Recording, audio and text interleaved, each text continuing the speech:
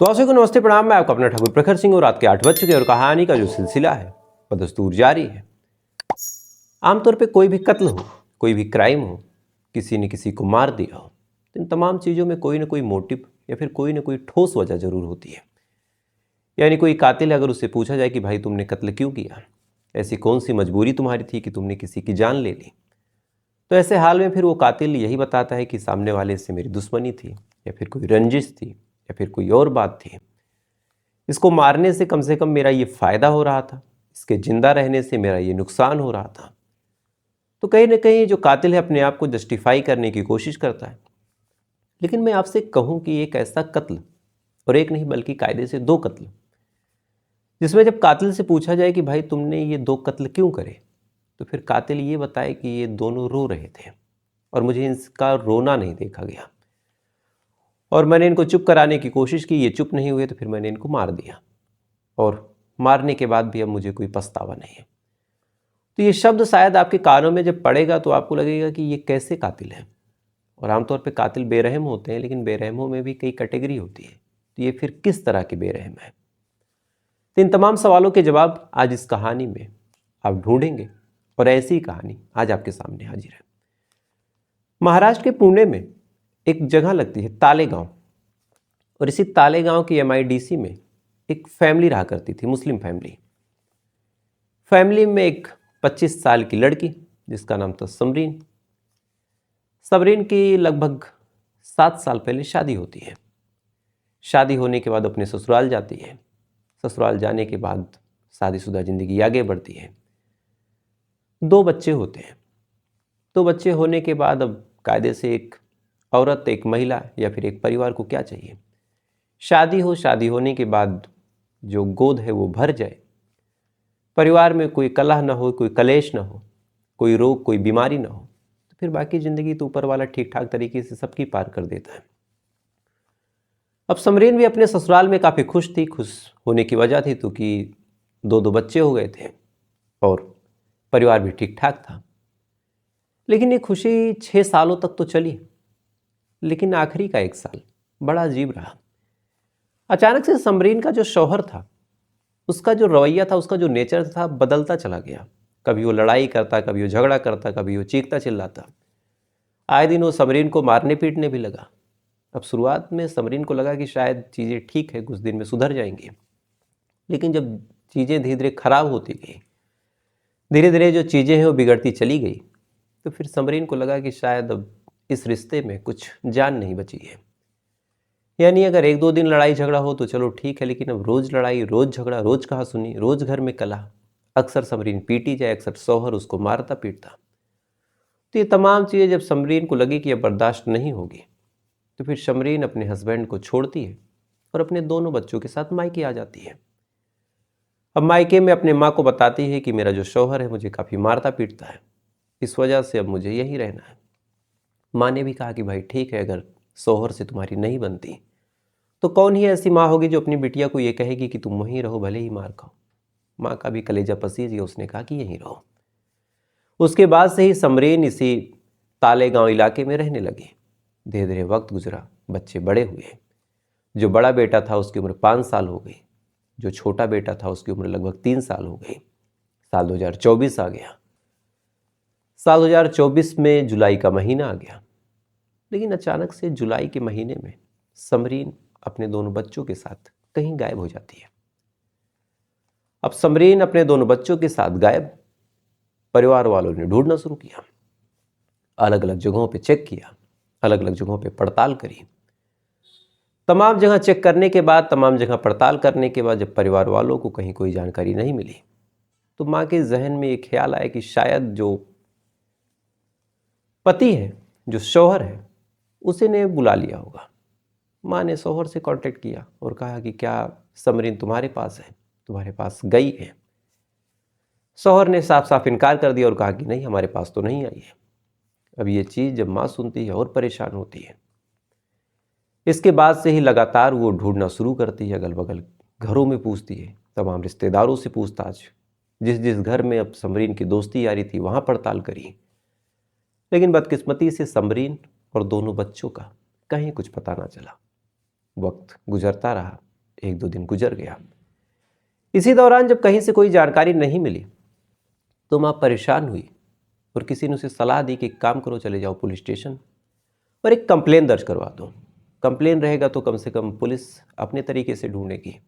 और हम लोगों से ज़्यादा पुलिस जानकार है, उसके पास एडवांस टेक्नोलॉजी है, उसके पास उसके मुखबिर हैं, उसके इनपुट हैं, तो हो सकता है कि वो बढ़िया तरीके से खोज दे, जल्दी मिल जाए। माँ ने जब ये बात सुनी, माँ को भी लगा कि भाई बात तो ठीक है। इसके बाद वो पहुंच जाती है MIDC पुलिस स्टेशन और वहाँ पे कंप्लेन दर्ज करवाती है। अब पुलिस वाले कंप्लेन नोट कर लेते हैं। अब शुरुआत में 1-2 दिन पुलिस वालों को भी लगा कि भाई कहीं गई होगी, चूँकि 25-26 साल अभी उम्र है, पति से अनबन है, घर में बोर हो गई होगी, तो कहीं चली गई होगी, घूम फिर के आ जाएगी। 1-2 दिन तक पति के इंतज़ार में और कायदे से कहें कि कहीं गई होगी, पुलिस वाले भी बैठे रहते हैं। लेकिन जब 2 दिन गुजर गए तो पुलिस वालों को भी लगा कि भाई आना होता तो आ जाती, या फिर कहीं कुछ घटना दुर्घटना हुई होती तो अब तक कहीं ना कहीं से कोई सूचना मिल जाती। लेकिन अभी कोई जानकारी, कोई सूचना मिली नहीं, कहीं कोई इनपुट नहीं मिला, तो क्या हुआ होगा। अब ये सवाल जब पुलिस वालों ने सोचा तब उन्होंने ढूंढना शुरू किया। सबसे पहले आसपास के रेलवे स्टेशन, आसपास के bus stand, local taxi stand और अगल बगल की तमाम जगहों पे पड़ताल कि क्या समरीन वहाँ दिखाई दी थी, वहाँ मिली थी। तमाम रिश्तेदारों से पूछताछ कि क्या आपके पास आई थी, आपके पास कोई जानकारी हो। कई बार ऐसा होता है कि कोई जाता है और मना कर देता है कि मेरे घर पे मत बताना, तो रिश्तेदार बेचारे भी दोहरी नाव पे खड़े हो जाते हैं, बताएं या ना बताएं। तो कई बार ऐसा होता है कि रिश्तेदार फिर मना कर देते हैं, कहते हैं कि भाई हमें नहीं जानकारी है। तो रिश्तेदारों को भी पुलिस वालों ने अच्छे से टटोला, वहाँ भी कोई जानकारी नहीं। अब जब बैकग्राउंड खंगाला तो पता चला कि ये शादीशुदा थी, पति से अनबन है। तब पुलिस वालों का जो डाउट है वो पति तक गया।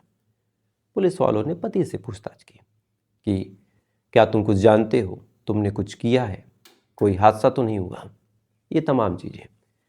यानी पुलिस वालों ने पति को भी अच्छे से टटोला कि अगर ये कुछ जानता हो या फिर इसके पास कोई जानकारी हो तो बता दें। तमाम पड़ताल पुलिस वालों ने की, ससुराल वालों के इर्द गिर्द जानकारियाँ इकट्ठा की, लेकिन वहाँ भी ना कोई सबूत मिला, ना कोई सुराग मिला। लगातार पुलिस वाले खाक छानते रहे, कोई जानकारी नहीं। देखते ही देखते हफ्ते भर गुजर गए। हफ्ते भर से पुलिस वाले ढूंढ रहे हैं, अपने तरीके से पड़ताल कर रहे हैं, अपने तरीके से तफ्तीश कर रहे हैं, लेकिन ना ही कोई जानकारी मिली, ना ही कोई सबूत मिला। हैरान परेशान इधर परिवार वालों का रो रो के बुरा हाल, तमाम लोग प्रेशर बना रहे कि जल्द जल्द खोजा जाए। अब पुलिस वाले समझ नहीं पा रहे हैं कि करें क्या। इसी दौरान ये तमाम चीज़ें जब चल ही रही थी, पुलिस वालों के जहन में एक आइडिया है कि एक काम करते हैं, थोड़ा सा इस महिला की कॉल डिटेल भी खंगाल लेते हैं, हो सकता है कुछ ऐसी चीज़ मिल जाए। पुलिस वालों ने कॉल डिटेल खंगाली। 2-4 दिनों में जो कॉल डिटेल थी वो निकल के सामने आई। अब जब कॉल डिटेल निकल के सामने आई, पुलिस वालों ने जब कॉल डिटेल चेक की तो उसमें एक ऐसा नंबर मिला जिसपे देखा कि जो नसरीन है, समरीन कायदे से, वो काफ़ी बातचीत करती है। अब एक ऐसा नंबर जब पुलिस वालों ने देखा तब उन्हें लगा कि एक काम करते हैं बाबू, इस नंबर को थोड़ा सा चेक कर लेते हैं। नंबर के बारे में जब पता किया तो पता चला ये नंबर किसी गजेंद्र नाम के शख्स का है। पुलिस वालों ने गजेंद्र को उठाया। जब गजेंद्र को उठाया, उठाने के बाद उससे तबीयत से पूछताछ करी। शुरुआत में गजेंद्र इधर उधर की कहानियां बुनता रहा, तमाम और चीज़ें बताता रहा, लेकिन पुलिस जब अपने पे आई और शक्ति से पूछताछ करी तब गजेंद्र ने एक ऐसी कहानी सुनाई जिसे सुनने के बाद शायद आज आपका कलेजा फट जाएगा कि कोई आदमी इस कदर कैसे कर सकता है। और यहीं से कहानी पहुंच जाती है लगभग 7-8 महीने पहले। 7-8 महीने पहले जब हस्बैंड से लड़ाई हुई समरीन की, उसके बाद वो अपने ससुराल आई। इसी दौरान उसकी मुलाकात गजेंद्र से हो जाती है। गजेंद्र दगड़खेर मुलाकात हुई। इधर पति से अनबन, इधर गजेंद्र ने अच्छे से बात की तो कहीं ना कहीं जो समरीन थी वो खुश हो गई। खुश होते होते दोनों के बीच दोस्ती हो गई। दोस्ती आगे बढ़ी, दोनों में प्यार हो गया और प्यार भी आगे इस कदर बढ़ा कि जो समरीन थी वो प्रेग्नेंट हो गई। अब समरीन प्रेग्नेंट, उसने इस बारे में गजेंद्र को बताया और कहा कि मैं प्रेग्नेंट हो गई हूँ। अब ये चीज़ जब गजेंद्र सुनता है, सुनने के बाद हैरान, क्योंकि वो रिश्ते के लिए तो रेडी था कि गर्लफ्रेंड है ठीक है, लेकिन अब प्रेग्नेंट और एक बच्चा, ये तमाम चीज़ें गजेंद्र को लगी कि भाई मुझसे नहीं मैनेज हो पाएगा। उसने समरीन से कहा कि एक काम करो, इस बच्चे को तुम गिरा दो। समरीन जब ये बात सुनती है, शुरुआत में थोड़ा उसे दुख होता है, थोड़ा मना करती है, लेकिन लगातार जब गजेंद्र कहता है कि नहीं इस बच्चे को गिरा दो, अभी हम लोग इसके लिए रेडी नहीं है, तो समरीन भी बात मान जाती है। बात मानने के बाद कहती है कि ठीक है, लेकिन कैसे, क्योंकि काफ़ी टाइम गुजर चुका था। तो फिर गजेंद्र अपने एक दोस्त रविंद्र से बात करता है और पूछता है कि मेरी जो गर्लफ्रेंड है वो प्रेग्नेंट हो गई, उसमें अब क्या हो सकता है। तो जब रविंद्र से पूछता है, तब रविंद्र उसे बताता है कि देखो, मुंबई का जो ठाणे इलाका है, वहाँ पे एक हॉस्पिटल है और उस हॉस्पिटल में मेरी एक फ्रेंड है, तो वहाँ चल के हम अबॉर्शन करवा सकते हैं बिना किसी किचकिच के, बिना किसी झिकझिक के। अब ये बात जब गजेंद्र सुनता है, तो सुनने के बाद कहता है कि एक काम करो, इसको तुम वहाँ भेज दो। समरीन को ये बात उसने बताई कि वहाँ पे एक हॉस्पिटल है, तुम वहाँ चली जाओ। समरीन भी तैयार होती है, अपने दोनों बच्चों को अपने साथ लेती है और लेने के बाद निकल जाती है हॉस्पिटल। हॉस्पिटल पहुँचती है, वहाँ तमाम फॉर्मेलिटीज़ होती हैं। एक एजेंट का सहारा लिया जाता है। एजेंट का काम था कि गैरकानूनी तरीके से अबॉर्शन करवा दिया जाए। तो एजेंट की देखरेख में जो समरीन है उस हॉस्पिटल पहुंचती है। पहुंचने के बाद डॉक्टर अपना ट्रीटमेंट शुरू करते हैं, तमाम तरह की दवाएं देते हैं, तमाम तरह की और चीज़ें करते हैं, मेडिकल प्रोसीजर करते हैं। इसी दौरान किसी डॉक्टर से कुछ लापरवाही हो जाती है। अब डॉक्टर से जब लापरवाही हुई तो इसका परिणाम ये हुआ कि जो समरीन थी उसकी हालत अब धीरे धीरे खराब होने लगी। कुछ देर बाद वो बेहोश हुई। भयानक उसके पेट में दर्द हुआ और दर्द होते होते होते होते बेहोश हुई। उसके बाद उसकी जो धड़कन थी धीरे धीरे थमती चली गई और अंत में जो समरीन है उसकी सांसें रुक जाती हैं और समरीन की मौत हो जाती है। अब यहाँ से चोरी से गई थी अबॉर्शन करवाने, हॉस्पिटल में उसकी डेथ हो गई। इसका मतलब एक बड़ा मैटर होने वाला था। जैसे ही ये बात एजेंट सुनती है, एजेंट एकदम हैरान, घबरा जाती है। उसने फौरन रविंद्र को ये बात बताई कि जिस महिला को तुमने भेजा था उसकी मौत हो गई, और अगर ये घर चली गई, इसकी लाश घर पे गई, किसी को पता चला कि हमने ऐसा किया है, तो फिर हम भी फंसेंगे, तुम भी फंसोगे, सब लोग जेल जाएंगे। तो फिर रविंद्र घबरा गया। उसने फिर गजेंद्र को बताया। गजेंद्र ने फिर उस एजेंट से बात की कि भाई क्या कर सकते हैं। तो फिर उस एजेंट ने बताया कि बस एक ही तरीका है कि काम करो, इस लाश को ऐसे ठिकाने लगा दो कि लाश ही ना मिले और किसी को कानो कान भनक ही ना लगे कि भाई क्या हुआ था। अब रविंद्र और गजेंद्र दोनों रेडी होते हैं। लाश को वहां से लात फान के दोनों बच्चों समेत लाते हैं, क्योंकि दो दो बच्चे भी थे। लाने के बाद पहुंच जाते हैं कंबोली इलाके में, और कंबोली इलाके में एक नदी है, इंद्रायणी नदी। उस इंद्रायणी नदी में उस लाश को फेंक देते हैं। अंधेरा था, लाश को फेंकते हैं। लेकिन इधर क्या हुआ कि अब तक बच्चों के पास मां न सही, मां की लाश तो थी। जब लाश इन लोगों ने फेंक दी तब बच्चे रोने लगे। अब एक बच्चा 3 साल का, एक बच्चा 5 साल का, दोनों मम्मी मम्मी करके रोने लगे। अब शुरुआत में 2-4 मिनट तक गजेंद्र रविंद्र ने समझाया कि बेटा मत रो, मम्मी कहीं गई हैं, अभी आ जाएंगी। लेकिन जब इन्होंने देखा कि बच्चे चुप होने का नाम नहीं ले रहे हैं और अगर इस कदर रोते रहे तो हम लोग फंस जाएंगे, हमें जेल हो जाएगी, तब इन्होंने एक ऐसा खौफनाक कदम उठाया जो वास्तव में किसी भी इंसान के लिए तो नामुमकिन है। जब ये देखते हैं कि बच्चे नहीं चुप हो रहे हैं, तो फिर उस बच्चे को, यानी दोनों बच्चों को, एक एक करके उस नदी में जिंदा फेंक देते हैं। यानी जिंदा ही उन बच्चों को डुबो के मार दिया गया। बच्चों की लाश फेंकने के बाद, यानी जिंदा ही फेंकने के बाद, पानी में तड़पता छोड़ के वहाँ से लोग आते हैं। आने के बाद घर पे आते हैं और आने के बाद इधर ये तमाम नाटक होता रहता है।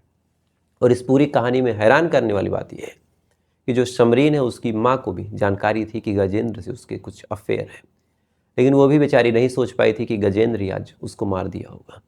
तो फिर ये सब हुआ। अब पुलिस वाले लाश की तलाश में है, नदी उफान पे है। लाश मिलती है कि नहीं मिलती, ये भी अपने आप में सोचने वाली बात है, जांच का विषय है। फिलहाल तमाम सबूत इकट्ठा किया जा रहा, उस हॉस्पिटल के ऊपर भी कार्रवाई करने की कोशिश की जा रही, और देखते हैं क्या होता है। तो आप सोच के देखिए कि कहानी कहाँ से शुरू हुई, कहाँ ख़त्म हुई, और कैसे एक महिला की मौत हुई, और अंत में इन दोनों ने कैसे एक मासूम बच्चे को, कायदे से कहें 2 मासूम बच्चे को, तड़पा के मार दिया। तो क्या ही कहें। तो फिलहाल ये थी पूरी कहानी। अब आपसे कल फिर मुलाकात हुई किसी दूसरी सच्ची कहानी के साथ। तब तक अच्छे रहिएगा, खुश रहिए, अपना ख्याल रखिए, अपने देश का ख्याल रखिए। जय हिंद, वंदे मातरम।